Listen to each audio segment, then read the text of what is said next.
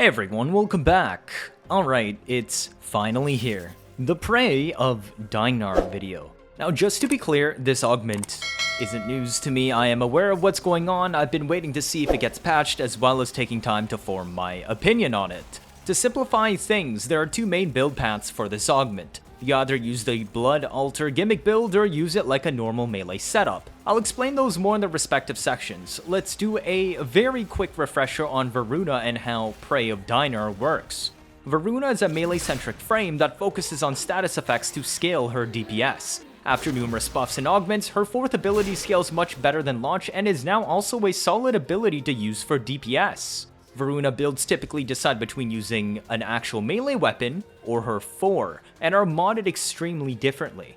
Prey of Dynar works with both, and is thus a universal option for all Voruna builds. No matter the Voruna build, fundamentally, rotations revolve around tagging enemies of interest with their second ability, to prime for condition overload, applying 5 different status effects randomly at 10 stacks each. Subsequent casts on the same enemy do not prioritize missing elements. There's a lot more going on with how her Fangs of Raksh work, as they are possibly the buggiest abilities in the game. If you're interested in what exactly is going on, I've got a video covering that complicated topic at the top right. Killing an enemy you tagged with Fangs of Raksh typically spreads the first 5 status effects inflicted with the ability, no matter if you casted it more times, and in a radius through walls scaling with range. This normally caps out around 20 meters. Prey of Dynar is an augment for her first ability that makes an enemy glow with your chosen energy color nearby when you cast your invis. So choose a nasty bright color that isn't white. This enemy also receives damage vulnerability scaling with strength. Now, if you cast your second ability on this enemy and then kill them, the resulting Fangs of Raksh spread will be much greater. Note that if you don't cast your second ability on the marked enemy, this augment does literally nothing. Imagine it as a much more consistent mecha set, with the caveat that you must cast a specific ability on the marked enemy before killing. Additional spread scales with range, with the final value of your enhanced second ability being calculated by this equation.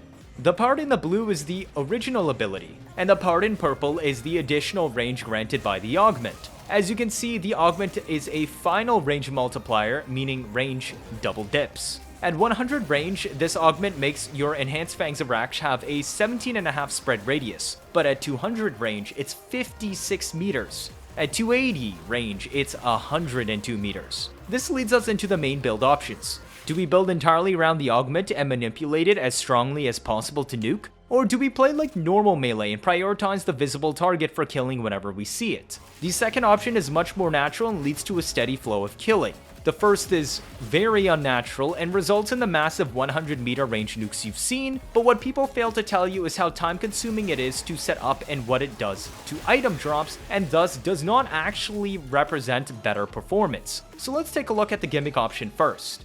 This was first shown to me over a week ago. The original showcase is linked in the description by JW Please go check him out and support him for being the original discoverer of the Fangs of Raksh interaction with melee Affliction, which now is extended with the new augment. He goes into much more detail on the specific interactions with Voruna'S original kit. Basically, if you use Blood Altar, you can use the damage spread to nuke entire rooms plus next over. This works because of a way to tax the extra status procs not from Fangs of Raksh itself into the ability spread. Now, this is not the way the ability is supposed to work. It's only supposed to spread statuses and damage originating from the ability. But, well, it's been over a year and remains like this, so I guess it's now a bug turned feature.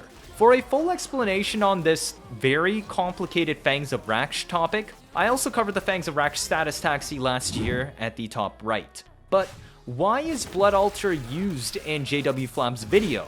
Simply put, Fangs of Raksh long-standing bug has the additional requirement of enemies dying to status effects ticking if you also want to spread status effects of your weapon to actually carry over. The strongest option is Slash, but Slash doesn't tick until 1 second after, meaning the strongest Prey of Dynar builds are killing enemies on raw damage before the status damage can transfer properly. Gas and Electric sort of solved this as I showed in my old video, but there were still issues. Blood Altar makes enemies invincible and stores the full damage of statuses as they tick, allowing you to taxi slash procs properly. But enter Melee Afflictions. Melee Afflictions is used because it allows you to reproc existing status effects on enemies using the status damage scaling of elements present on your weapon. What this means is you no longer need to match your melee to the elements created by Fangs of Raksh, since melee afflictions will automatically recreate all existing status effects for you. This means, since you don't need to equip them on your melee, you have more build freedom and makes spreading status effects with damage scaling from your weapon a lot easier.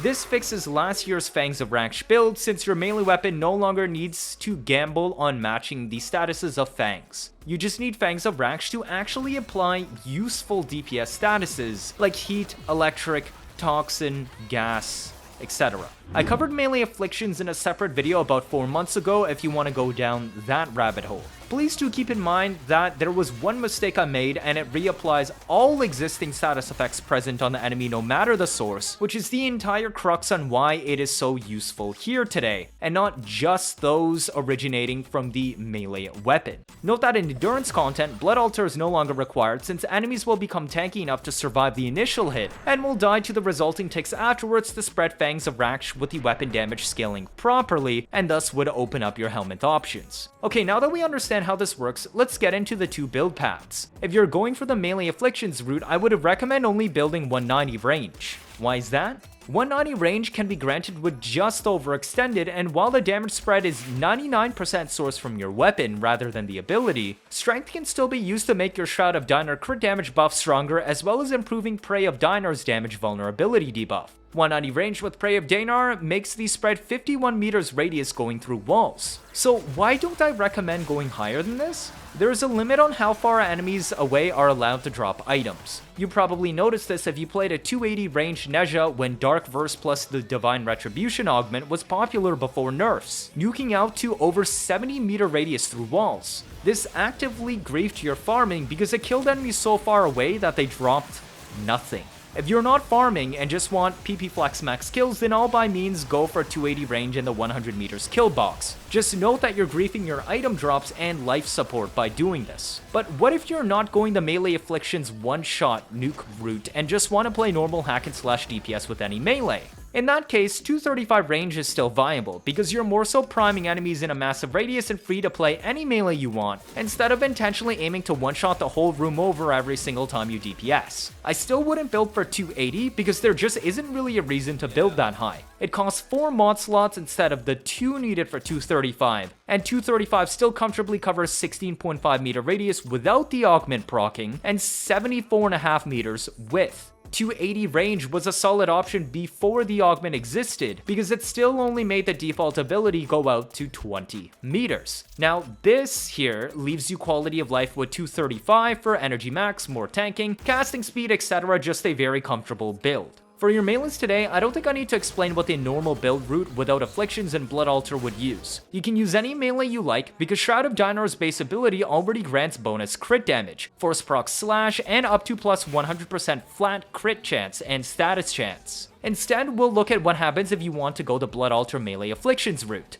Due to a recent hotfix, you can no longer use melee afflictions to proc against overguarded Eximus based off of crowd control state requirements like knockdown, ragdoll, lifted, etc., which is the cornerstone of activating melee afflictions. This has the side effect of making melee afflictions no longer work on Blood Altar when activated via ragdoll. However, knockdown melees still work for today's strat. The first example that came to mind is just a Hate Incarnon, because it's basically Harmony without the gimmick, being a one-handed scythe with force proc slash and knockdown on heavy. But there are many other options, such as Okina's new Incarnon, which is also knockdown heavy slash. For knockdown melee, please again refer to my original melee afflictions video at the top right. This is my template hate build I'm using. Because it force knockdowns on heavy, it is guaranteed to proc afflictions, which will reapply existing statuses from Fangs of Raksh on the enemy. I could experiment by modding gas and electric on 2 for proper status taxi as well as status duration. However, I did not do that because I wanted a weapon that could also kill enemies without needing the taxi strat with Blood Altar and Fangs of Raksh.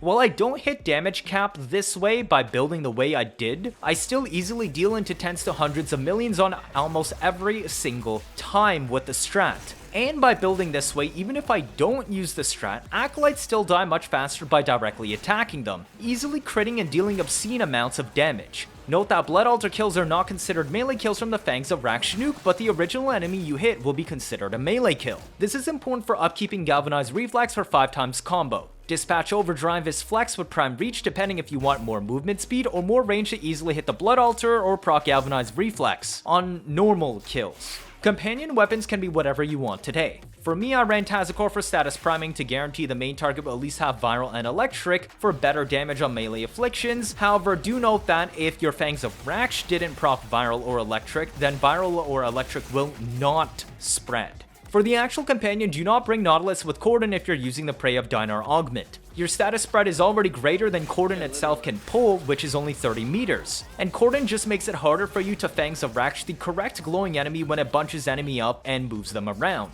That's all. Cheers! If this is your first time watching, feel free to leave a like or better yet subscribe. Let me know your thoughts down in the comments. I try my best to get new information out always as soon as possible like I've done with the Koumei update. Stick around if you want to see interesting memes and builds on a nearly daily basis. Don't miss out on any of that, do you? That'll be it for this video. Thank you all for watching and see you all next time.